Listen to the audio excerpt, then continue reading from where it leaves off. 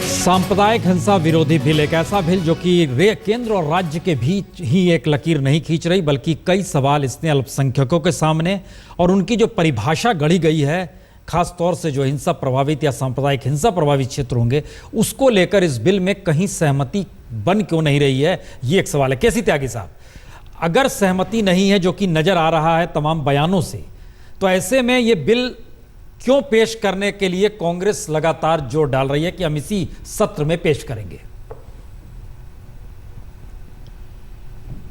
किसी की उम्र गुजर जाती है एक आसियां बनाने में, किसी को देर नहीं लगती पूरी बस्तियां जलाने में। पर सुन जी, मुझको 3 शिविरों में दुर्भाग्य से जाने का मौका मिला है। 84 के दंगों के पीड़ित, पोस्ट गोधरा वायलेंस के विक्टिम, ऑल पार्टी डेलीगेशन में, और अब मेरा जो इलाका है मुजफ्फरनगर, घर परिवार पशु संपत्ति सारी बिलोंगिंग्स को छोड़ करके जो लोग शिविर में रह रहे हैं, उसकी यातना उसके इंसान होने के विरुद्ध है।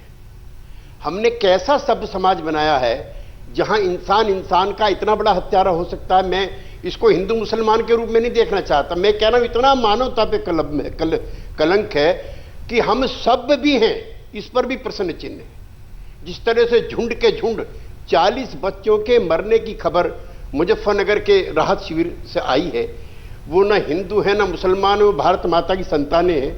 इसलिए ऐसे दरिंदों को, ऐसे नर पिशाचों को ऐसी सख्त सजा मिलनी चाहिए कि आने वाले समय में कोई दंगा ना कर सके। लेकिन इस सरकार की दिक्कत ये हो गई है कि कोई अच्छा काम भी करना चाहेगी तो इसकी नियत को लोग शक शुबे से देखते हैं। जो बिल आ रहा है उसमें उन्होंने संशोधन किए हैं, बगैर देखे, बगैर पढ़े, बगैर मजमून जाने कि ये प्रो माइनॉरिटी है, एंटी माइनॉरिटी है।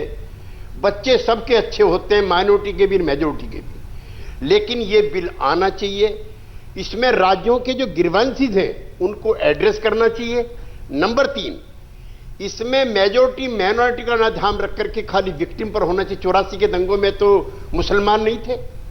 जम्मू कश्मीर के श्रीनगर से जो कश्मीरी पंडित भगाए गए थे वो मुसलमान नहीं थे। हाँ, मुजफ्फरनगर में और गोधरा में और भागलपुर में जो पीड़ित थे, जिनका जान माल का ज्यादा नुकसान हुआ, मुसलमान थे। इसलिए इसको हिंदू मुसलमान के उसमें ना देख करके ऐसा सख्त कानून बने और ये जो अफसर हैं इनकी भी जवाबदेही तय हो। इसके अंदर यह भी प्रोविजन हो कि सांप्रदायिक दंगे में अगर कोई आदमी हिंसा अफवाहें फैलाता हुआ गिरफ्तार होगा तो उसको चुनाव लड़ने का अधिकार नहीं होगा। जिस दिन इतने सख्त कानून बन जाएंगे प्रसन्न जी, आधी बीमारी अपने आप ठीक हो जाएगी। नहीं, इसमें दंड का प्रावधान जो है हम जितना समझ पा रहे हैं उसमें उसकी जो धारा 12 है उसमें तो सरकारी कर्मचारी द्वारा भी किसी को मानसिक पीड़ा या शारीरिक चोट करने पर भी दंड अपराध माना गया है। धारा 13 में जो है ड्यूटी निभाने वाले पर है। धारा 14 में जो है उसमें सुरक्षा बलों पर नियंत्रण रखने की बात की गई, नियंत्रण असफल हो जाता है, सुरक्षा नहीं दे पाते हैं तो उनके लिए दंड है। धारा 15 में भी जो वरिष्ठ पदाधिकारी हैं, अधीनस्थ कर्मचारी, उन पर नियंत्रण नाकामयाब होता है, उसमें भी दंड का प्रावधान है। लेकिन एक सवाल यहाँ पर जो आप जिस दर्द को लेकर आ रहे हैं, एक मिनट, जिस दर्द को आपने उभारा है कमाल फारूकी साहब, ये देश का दर्द है या एक कौम का दर्द है या इस देश के भीतर सियासी दर्द है? स्थिति क्या है? नहीं, बेसिकली तो अब ये जिस तरह की पॉलिटिक्स चल रही है तो ये तो एक सियासी दर्द लग रहा है। उसकी वजह यह है कि इसमें ना हिंदू और मुसलमान, यहाँ जो बात हो रही है कम्युनल वायलेंस की बात हो रही है। और मेरी नज़र के अंदर टेररिज्म और कम्युनलिज्म दोनों को मैं एक ही रास्ते पर लगता हूँ। उसकी वजह है कि इन दोनों का एक दूसरे से बड़ा गहरा ताल्लुक़ है। अब कम्युनलिज्म के ताल्लुक से जब हम बात करते हैं और हम देखते हैं कि पीड़ित चाहे वो 84 के राइट्स हों, चाहे उसके बाद वो 2002 हो या अब हो, और उसके बाद एक लामुतनाही सिलसिला आज़ादी के बाद चल रहा है जिसमें कम्युनल राइट्स हो रहे हैं। और इसमें सबसे जो अफसोसनाक पहलू है वो ये है कि जो जिसकी हमने बात करी है, कमांड रिस्पॉन्सिबिलिटी की इस बिल के अंदर बात करी थी, कि जो ऑफिसर्स जिनको पता है कि एक सीडी जो कि बिल्कुल फेक सीडी है उसको भेजा जा रहा है, हैंडबिल्स बांटे जा रहे हैं, 3 महीने 4 महीने पहले जो है बाकायदा कम्युनल राइट होने की बिल्कुल तैयारी नजर आ रही है। एक आम आदमी जो बिल्कुल बुद्धू है वो समझ रहा है कि मतलब इस तरह का मटेरियल जो है वो सर्कुलेट हो रहा है और वो उसके इसमें कम्युनल राइट होने वाला है। वहाँ का जो पुलिस ऑफिसर है, इन्वेस्टिगेटिंग ऑफिसर है, डीएम है, उसको नहीं पता चल रहा है ये बात इस बिल के अंदर जो बात की, और कहीं हिंदू मुसलमान की बात नहीं है, यहां बात हो रही है विक्टिम की बात हो रही है। तो सबसे पहले उसकी रिस्पॉन्सिबिलिटी होनी चाहिए। भाई तुम्हारा एरिया है, तुम उस एरिया के मालिक हो, अगर उस एरिया के अंदर कोई गंदा गड़बड़ कर रहा है तो आप ये कहकर कैसे बच जाओगे कि फलां साहब ने हमको टेलीफोन कर दिया था और इस वजह से हम नहीं ले रहे हैं। आपके ऊपर जब अकाउंटेबिलिटी आ जाएगी then you would be responsible for. Okay, हम इसके आगे ले जाते हैं। अखिलेश जी, पिछले दिनों हमें मुजफ्फरनगर जाने का मौका मिला, हम रिफ्यूजी कैंप में गए। रिफ्यूजी कैंप में हमने सवाल पूछा था उनसे कि आप अपने घर क्यों नहीं जाते हैं, जबकि वो रिफ्यूजी कैंप में लोग जो थे अपने घरों को देख रहे हैं, लेकिन उन्होंने बोला नहीं, हम वहाँ नहीं, घर नहीं जा सकते हैं, मारे जाएंगे। अब हमें एक चीज़ बताइए कि इस स्टेट में जो सरकार है वो चुनी हुई है, चुनी हुई सरकार की जिम्मेदारी अपने नागरिकों, अपने राज्य में रहने वाले लोगों को लेकर होती है, और वहाँ के लोगों का भरोसा नहीं है और उन्होंने उस सरकार को चुना है। इसमें बिल कैसे काम करेगा? अखिलेश जी। मैं इसका जवाब देने के पहले एक जवाब मैं दे दूं। देखिए, जो एक प्रश्न अभी पहले आपने उठाया था कि क्यों लोग विरोध कर रहे हैं, आप पिछले 9-10 वर्षों में देखें, बीजेपी ने हर बिल का, हर स्टेप का कांग्रेस और यूपीए के विरोध किया, बिना कुछ जाने समझे। विरोध करना है तो विरोध करना है, ये नहीं देखते कि क्या लाभ है क्या हानि है, उसके गुण दोष पर नहीं जाती है, विरोध करती है, इसी कारण इसका विरोध करिए। दूसरी बात, जो ये सवाल आपने मुजफ्फरनगर का उदाहरण देख के पूछा, अगर ये बिल रहता तो जिला प्रशासन के साथ साथ जो पॉलिटिकल हेड्स हैं जिनकी रिस्पांसिबिलिटी इसमें फिक्स है, वो चीज नहीं होने देते या करते। जो 4-5-6 दिन होता रहा, जब एक रोज 2-3-4 लोग मारे जाते रहे, एक दिन जब 7 लोग मारे गए, उस दिन रात को कर्फ्यू लग रहा है, उस दिन मिलिट्री बुलाई जा रही है। ये जो लैक्स थे एडमिनिस्ट्रेटिव और पॉलिटिकल या सत्ता के या जिला प्रशासन के, ये बिल रोकेगा, और ये जब रुकेगा तभी विश्वास आएगा। अच्छा अखिलेश जी, एक चीज और बताइए, सरकार है, एक चीज और बताइए, धारा 144 लगी हुई थी, एक रैली हम लगातार दिखा रहे थे अखिलेश जी, उसमें बीएसपी के, उसमें समाजवादी पार्टी के, बीजेपी के और कांग्रेस के नुमाइंदे भी मौजूद थे, लेकिन किसी ने दंडित नहीं किया जिनकी मौजूदगी थी, जो भड़काऊ भाषण दे रहे थे। अब बताइए, ये बिल आने पर दंडित दिया जाता क्या? आवाज कैसी दे रहे? ये सही प्रश्न उठाया पुण्य जी आपने। जब माहौल बिगड़ा हुआ है, मर्डर्स हो रहे हैं, चारों तरफ टेंशन्स फैल रहे हैं, र्यूमर्स हो रहे हैं, रैलियां की रोक है, फिर भी रैली कर रहे हैं लोग, भाषण कर रहे हैं लोग, प्रशासन खड़ा हो रहा है। क्यों? क्योंकि किसी को ये खद्दर नहीं है, आम जनता के अलावा जो जिम्मेदार हैं, सत्ता में बैठे अधिकारियों नेता, उनको ये डर नहीं है कि मेरे ऊपर भी कार्रवाई होगी। ओके, उनको ये भय नहीं है कि हम अपनी ड्यूटी को अगर ठीक है आप जो मेरे ऊपर भी, हम इसी बात पे आ रहे हैं जी, क्या कहना चाह रहे हैं? एग्जैक्टली यही बात मैं अर्ज कर रहा था आपसे कि बेसिकली जब ये आपने कहा कि 144 लगी हुई है और ये रैलीज किसी की होनी नहीं चाहिए, और प्रसन्न भाई, ये मैं बाकायदा वहां जाकर एडीजी और डीजीपी को दोनों को बतला कर आया था कि अगर आपने किसी एक की भी रैली होने दी या किसी एक की भी पंचायत होने दी, बहुत खून खराबा होगा। एक आम आदमी को जब ये पता है तो वहां का जो ऑफिसर है उसको क्यों नहीं पता चला? अगर जिस दिन उसको यह एहसास हो जाएगा कि मेरे इस एक्ट की वजह से कल को मेरी भी एक गर्दन नाप दी जाएगी, मुझे भी अरेस्ट कर लिया जाएगा, मेरे ऊपर भी अकाउंटेबिलिटी होगी, तो वो ऐसा काम नहीं करेगा। देखिए, एक बात बार बार आ रही है कि धर्मेंद्र प्रधान हमारे साथ जुड़ चुके हैं, बीजेपी के नेता। धर्मेंद्र प्रधान जी, अगर सांप्रदायिक हिंसा रोकने को लेकर इतनी बेचैनी हर राजनीतिक दल में है, तो एक सवाल हर किसी के जहन में आ रहा है कि पिछले दिनों राज्य सरकार ने जिनके ऊपर रासुका लगाई, उसे बीजेपी के लोगों ने यह कहकर सम्मानित किया कि यह एक पूरा पॉलिटिकल गिमिक है, फंसाया जा रहा है। सांप्रदायिक हिंसा दबेगी कैसे? अगर सहमति है ही नहीं तो खत्म कैसे होगी? देखिए, अगर आप कोई भी कानून एक विशेष उद्देश्य से लेके आओगे और चीजों को एक तरफा दिखोगे तो आप विषय के साथ न्याय नहीं कर पाओगे। सांप्रदायिक विरोधी विधेयक हो या कोई भी राज्य में कुछ घटना घटती है, उसको कैसे निपटाया जाए, कैसे उसको नियंत्रित में लाया जाए, उसके बारे में चर्चा करो। उसमें निष्पक्षता चाहिए, एक तरफा नहीं हो सकती है। एक वर्ग ही जिम्मेवार है, बाकी कोई उसमें जिम्मेवार नहीं है। शासन कौन चला रहे हैं वहां?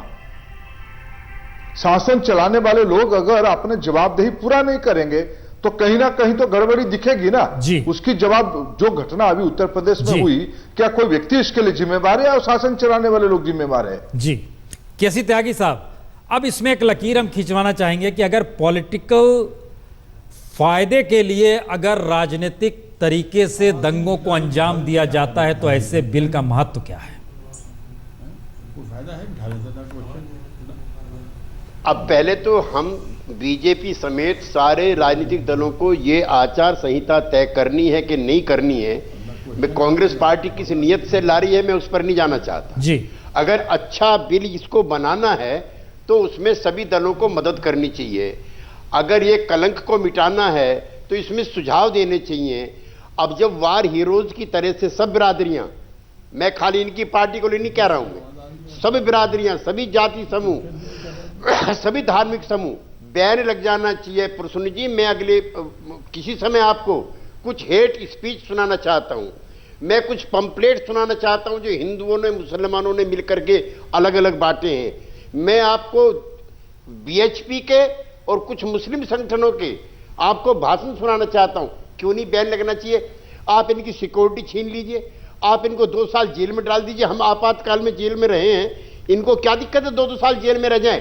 जो भी कम्युनल राइट के फ्लेयर में शामिल है, पर्चा छापने वाला, प्रेस वाला, उनको संरक्षण देने वाला, कई कानून इस देश में है। आज सार्वजनिक स्थान पे कोई सिगरेट नहीं पीता, आज होटल में कोई सिगरेट नहीं पीता, तो आपका एनफोर्समेंट कैसा है वो होना चाहिए। पहले सारे दलों की ये राय बने कि सांप्रदायिकता सभ्य समाज पर कलंक है, कैसे किसी की पूरी दुनिया लुट जाती है।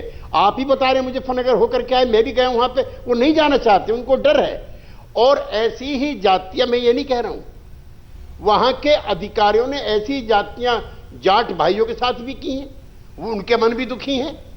और ऐसी उन्होंने इसका मतलब त्यागी साहब, इसका मतलब एक ये है कि राजनीतिक तौर पर सहमति के बगैर इस तरह के बिल एक राजनीतिक बिसात को बिछाएंगे ही और उस पर वजीर और प्यादे का खेल चलने लगेगा। मैं एक छोटा सा, भुक्कल नवाब साहब, समाजवादी पार्टी विरोध क्यों कर रही है? अरे आवाज नहीं आ रही भाई, बोलिए, पूछ रहे हैं आपसे। आवाज नहीं आ रही है। और जहां देखिए, जहां तक के हमारे इनके कांग्रेस का सवाल है, ये तो हमेशा ही मतलब ये है कि जिस तरह बिल लेके आए हैं और ये अल्पसंख्यकों का हमेशा से ये कहर ढाते रहे हैं, चाहे 2084 का दंगा हो, हमारे सरदार भाई मारे गए हो, चाहे भागलपुर हो और चाहे मलियाना हो और चाहे मुरादाबाद में जो ईद की नमाज पढ़ रहे थे हमारे मुसलमान भाई, नमाज पढ़े तो इस पर गोलियां चलाई गई थी ईद की नमाज में। तो इनको अल्पसंख्यकों से क्या लेना देना? ये तो खाली ये 2014 का चुनाव स्टैंड है इनका, और ये चाह रहे हैं कि इस तरह 2014 का जो है ये हम जब दिखा के और इस तरीके से कि हम उनको लुभा देंगे अल्पसंख्यकों को। तो ये तो बिल्कुल, वैसे ये जो बिल लेके आए ये तो मतलब इसकी अब कोई बुराई नहीं कर रहे हैं, बिल लेके आए सही लेके आए, लेकिन ये समय जो है इनका समय गलत है। कमाल फारूकी साहब, इस परिस्थिति में राजनीतिक तौर पर अगर इतनी खटास है सांप्रदायिक हिंसा के मद्देनजर, तो इस ड्राफ्ट किए गए बिल और उसके संशोधन के साथ ये चीजें जब आएंगी, सहमति कैसे होगी? देखिए, बात क्या है, पहले तो जो यूपीए की जो सहयोगी पार्टीज हैं, पहले उनको अप्रोच करके इसको ठीक कर लेना चाहिए। जो जैसे मिसाल के तौर पर समाजवादी पार्टी इसको अपोज करती हुई नजर आ रही है, हालांकि समाजवादी पार्टी इसको अपोज नहीं कर रही क्योंकि कम्युनल वायलेंस बिल जो है ऐसा नहीं है। ठीक है, वो करे नहीं, वो तो अलग मसला। क्या क्या करना चाहिए? और देखिए, पहली बात तो ये है कि जहां जहां ऐसा लग रहा है, क्योंकि बाकी जो स्टेट्स हैं जो इसको मना कर रहे हैं, वो उनको फेडरल सिस्टम के अंदर एनक्रोचमेंट नजर आ रहा है, तो फेडरल सिस्टम के एनक्रोचमेंट को भी इससे रोका जा सकता है और इसके अंदर प्रोविजन ऐसे की जा सकती है कि जो बेसिकली फेडरल स्ट्रक्चर हमारा बर्बाद ना हो। हमारी जो पूरी तैयारी है वो इस बात के ऊपर है कि वहाँ का जो कमांड रिस्पॉन्सिबिलिटी है उसकी अकाउंटेबिलिटी बने और वो आगे तक जाए। लेकिन एक बात दूसरी भी थी, हमने इसके अंदर इंडिपेंडेंट एक एजेंसी की बात की थी, उसको भी छोड़ दीजिए। एनएचआरसी जो ऑलरेडी बना हुआ है उसकी रिपोर्ट के बुनियाद के ऊपर धर्मेंद्र प्रधान जी कमेंट चाहेंगे, सहमति बन सकती है आपको लगता है? पूर्ण जी 1 मिनट लूंगा मैं आपका। धर्मेंद्र जी, सहमति बन सकती है? देखो, अपना राजनीतिक उद्देश्य प्रणीति से जो चीज लाया गया है, इसमें से सरकार की मंशा ही नहीं सहमति पैदा करना, घड़ियाली आंसू बहाना, यह केंद्र सरकार की रणनीति है। आप मैंने 1 मिनट, अखिलेश जी, सहमति बनेगी नहीं ये तय है जिस स्थिति में हम लोग बैठे हैं, बताइए कांग्रेस को क्या करना है? ये सहमति है। देखिए पुण्य, मैं आपको उदाहरण दे रहा हूं, जो इस बिल में है वो हर सरकार ने अपने यहां प्रशासनिक आदेश उसका जारी कर रखा है, चाहे वो समाजवादी पार्टी को चाहे बीजेपी की हो। कि दंगा होगा तो जिला एसपी डीएम जिम्मेदार होंगे, तुरंत कार्रवाई होनी चाहिए, इतने दिन में कंपनसेशन मिल जाना चाहिए, जो जो इसमें प्राविधान है। लेकिन वो प्रशासनिक आदेश है और उसको कोई फॉलो नहीं करता है, अपने मैनिफेस्टो में भी रखते हैं। अगर ये कोई बिल बनाया जा रहा है उस पर विरोध हो रहा है। ये स्थिति आ गई है कि एक बिल आया है और उसको लेकर देश की राजनीतिक राष्ट्रीय दल कह रहे हैं ये देश बांटने की साजिश है। इस स्थिति में एक बिल आके अटका हुआ है और जाहिर है अब संसद का शीतकालीन सत्र शुरू हुआ है, सरकार की तरफ से वादा है हम इसे रखेंगे। मसला बहुत साफ है कि 2014 में चुनाव होने हैं, जिस बात को कारपेट के नीचे डाला जा रहा है। राजनीतिक नफा नुकसान इससे आंका जाएगा या वाकई इस देश में एकजुटता के साथ ऐसी सांप्रदायिक हिंसा ना हो, इसे रोकने पर सहमति बनेगी।